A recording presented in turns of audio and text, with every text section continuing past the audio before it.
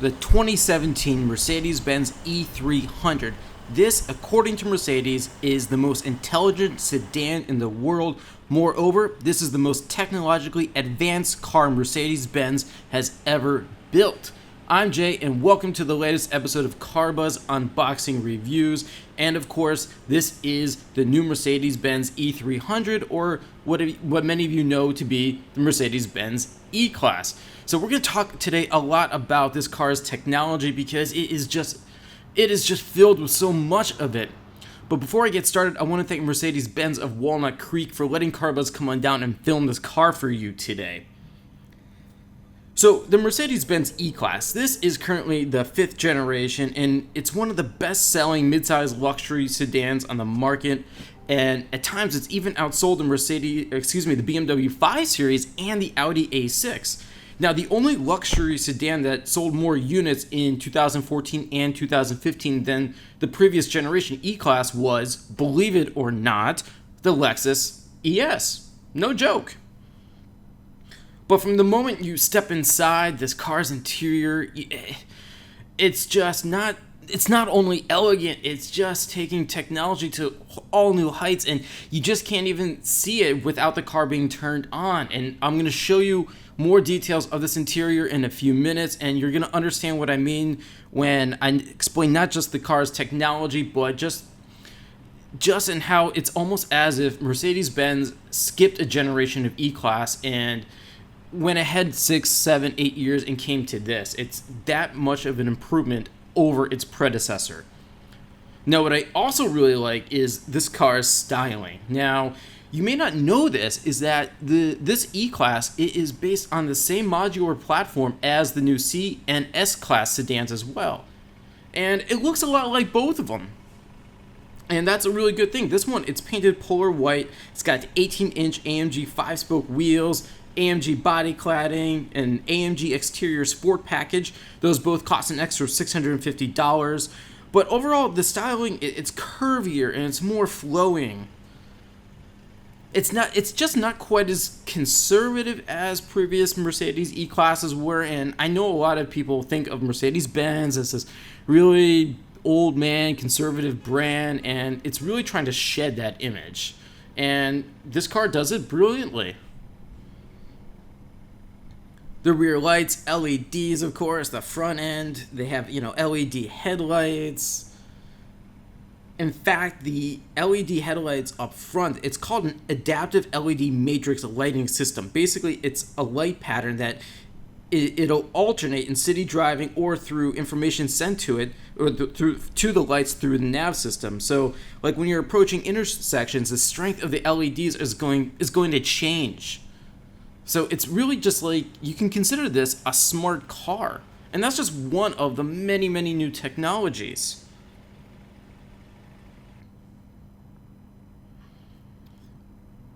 And of course, this is a rear-wheel drive platform. One of the ways you can tell is that it has really short front overhangs.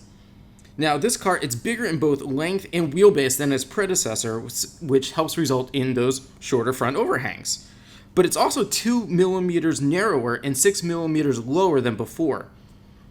And because Mercedes-Benz went with increased use of high-strength steel and aluminum, they've also cut weight from this car's predecessor by 220 pounds.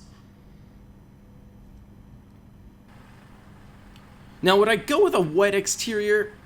It's maybe a little too taxi cab-like for me, but that's just my opinion. Now, under the hood, believe it or not, this is a turbocharged 2-liter inline-four. Yes, a 2-liter inline-four. Total of 241 horsepower and 273 pound-feet of torque. It is paired to a 9-speed automatic transmission. That is the only transmission offered in the new E-Class lineup at the moment. And like I mentioned, power is sent in this car to the rear wheels. If you want, you can get the 4MATIC all-wheel drive system. That's optional. That costs about another $2,500 or so.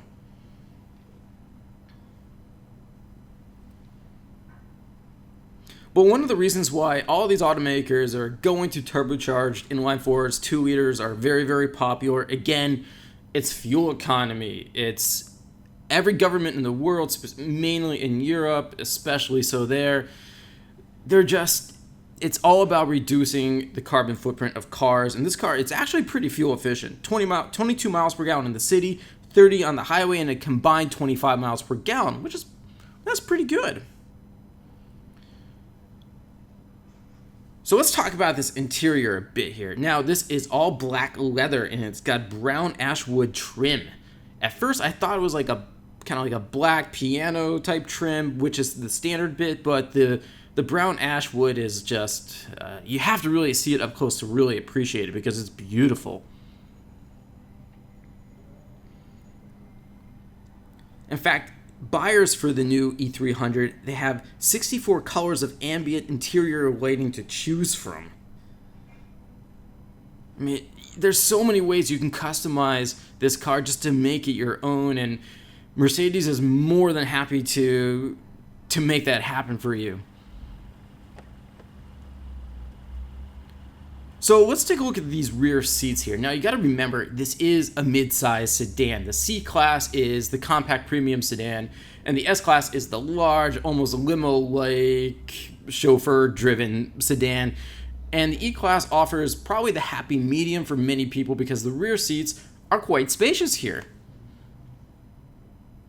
Of course, they fold down 60-40 split, which is great, increased trunk space, but two full-size adults, say at least around 6 foot, will be very comfortable back here. Plenty of leg room and headroom as well. But of course, the real treat is to be up front. Even being the front seat passenger is a privilege in this car because just look at this dash design. It's stunning, it's flowing, it's luxurious, but it's not at all tacky or anything like that. I mentioned some criticisms in my previous unboxing review of the Cadillac ATS and the new CT6. Sometimes Cadillac went a little tacky at points, especially in the materials and all that shiny black. None of that here. It's just quite something. I love those 4 air conditioning vents right there. And even the start-stop button is pretty. But let's start up this engine for you.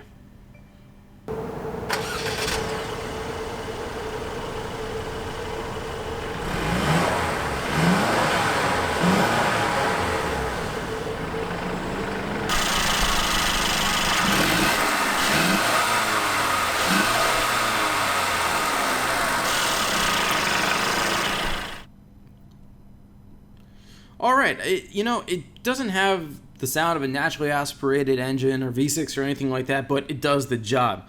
Performance, 0 to 60 miles per hour in 6.3 seconds. Top speed, it's going to be electronically limited to around 130 miles per hour, I believe. Now, the 0 to 60 time of 6.3 seconds is okay, but merging onto the highway is a little disappointing in terms of acceleration for a car at this price, and of course, I'll get to pricing in a few minutes.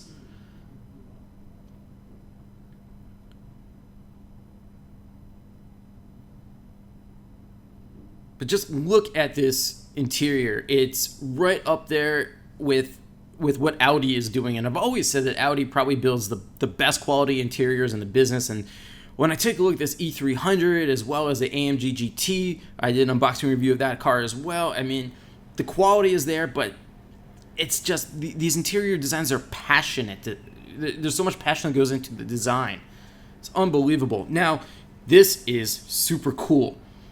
It is a 12.3-inch LCD screen. It is standard in the center of the dashboard here, but it is just one of two 12.3-inch LCD screens, all in one single unit. This is in the center of the dash. The second 12.3-inch screen is in front of the driver for the driver information center. It's part of Mercedes-Benz's virtual cockpit.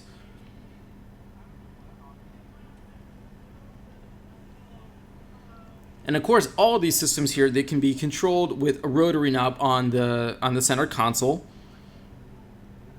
which it's a lot like BMW's iDrive. Is I always like to mention, just in time perspective here, BMW first introduced that rotary dial in the center console way back in around 2001, 2002 with its then new 7 Series. And every single automaker has just kind of gone along and did its own thing, very similar things ever since then.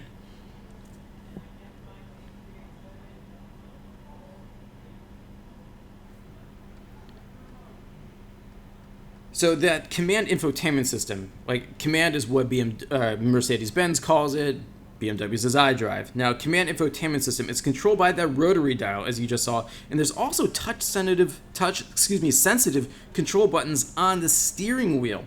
It's just another way to control that infotainment screen. And those buttons, they respond to finger swipes.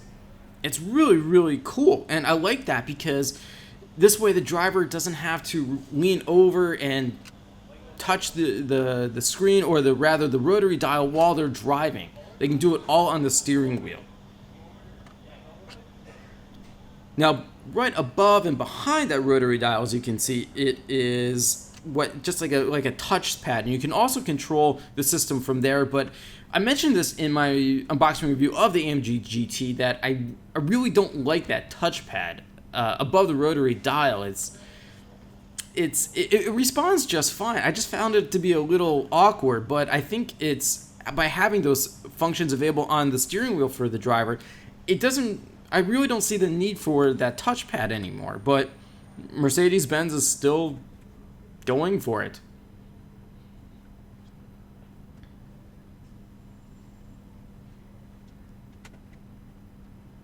So how does this drive? Well, I want to be clear.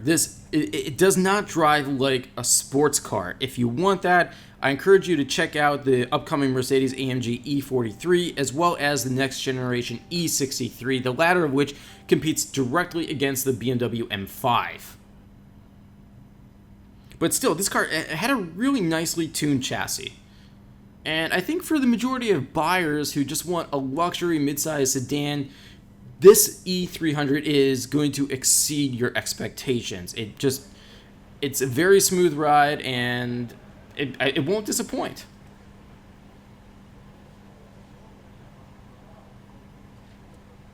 Oh, and by the way, that panoramic sunroof you just saw, that costs an extra $1,090. Again, it's a German luxury sedan. Once you start adding on the extra features, it gets really expensive really fast. And there's the other part of the 12.3-inch LCD screen right in front of the driver.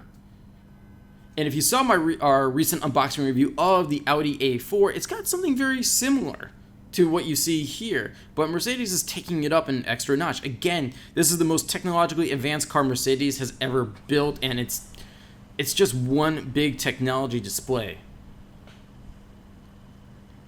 Yes, look at those LED front headlights, that signature, the way they come on. Just like the interior, it's very emotional.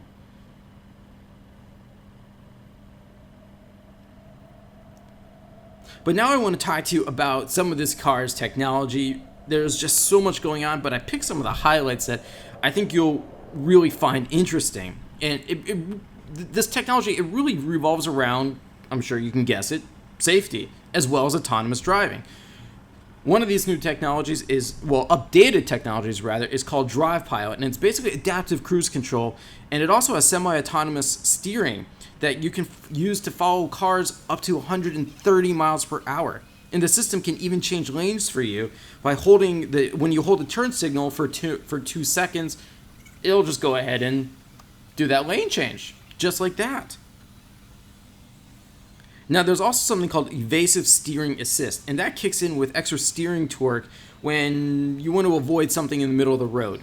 For an example, say you're driving on the highway and all of a sudden you see a live animal in the middle of the road and you go to turn left or right to avoid it, but that extra steering torque will give you that extra boost to get out of the way in time.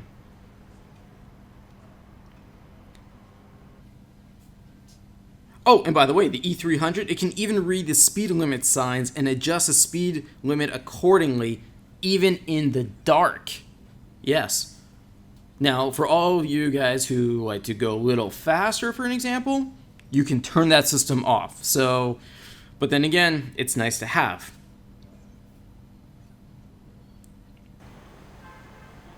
Oh yeah, adjustable headrests. Nothing new in a Mercedes-Benz, but I really like having them. These seats were ridiculously comfortable. They even have a massage feature. They're heated and ventilated. But no, the rear seats, they don't massage you, but like I said, you got a lot of space here. Plenty of leg room. Your knees are not brushing up against the rear of the front seats or anything like that. Again, new modular platform, extended wheelbase. The car is longer than before. That really helps with rear seat space. And another really cool safety technology I want to share with you is called Pre-Safe Impulse Side. Basically, because there are cameras all around this car that can detect motions and see things that are going on from all angles, when it detects an unavoidable side collision is about to happen, this system rapidly inflates the side bolster to move the occupant away from the point of impact. And at the same time, the system will pump noise waves through the car's speakers so that it'll reduce hearing damage following that collision. That's brilliant technology. So pricing, well, this car starts at $52,150. That's just the base model. This car, with all of these extra features, comes to a total of $68,135. That also includes the premium package. That's an extra 10 grand with that driver assistant package and all that safety stuff, as well as a panoramic sunroof, an improved sound system. That's $850. So like I mentioned, with these German cars, the prices add up fast. Competition, as I already mentioned, BMW 5 Series. That car is about to be replaced with an all-new generation in the coming months. Audi A6, Cadillac CTS, as well as the Volvo S90. So what do I like? All of this technology. It's great. The improved styling inside and out. What don't I like? Well, all of that tech comes at a price. You're looking at least extra 10 grand on top of that $52,000 base price for all of that really cool safety technology, but I encourage it. So I'm out of time, everybody. Thanks for watching. Any more questions for me, leave them in the comments section. If you have any more suggestions for future Car Buzz reviews, also leave those in the comments section, and I'll see you next time. Thanks for watching.